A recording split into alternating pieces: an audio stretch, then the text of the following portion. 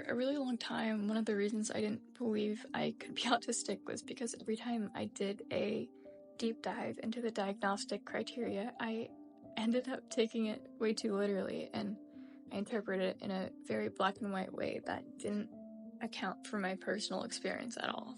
I think a good example is how I would hear people describe eye contact as painful, and it really threw me off because I know I despise eye contact, but I've also lived with chronic pain for years, and eye contact does not feel that way. It just makes me want to shrivel up and run out of my skin.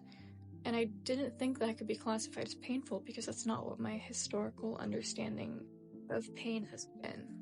I remember reading the criteria about the need for routine structure, and I always imagined that as a very concrete map of the day where 10 a.m. would be wake up, 1 p.m. is make lunch, 9 p.m. is brush your teeth, whatever. And I've never had anything like that because I also have ADHD and I consider myself to be generally pretty disorganized, but I eventually started thinking about how my average week looks, and I realized they all play out in similar ways pretty much every time.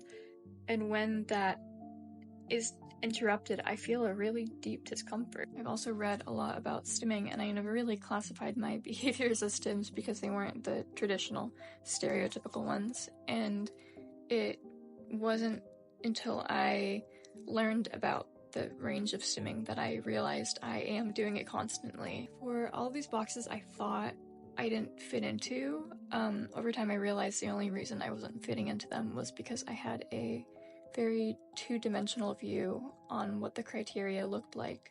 I didn't understand that it is just general language that's supposed to be fluid enough for you to interpret through your own lens. And I couldn't do that because my behaviors weren't in direct line of what I considered to be autistic. And because of how long I have been masking, my behaviors and traits eventually started to manifest in much more covert, socially acceptable ways.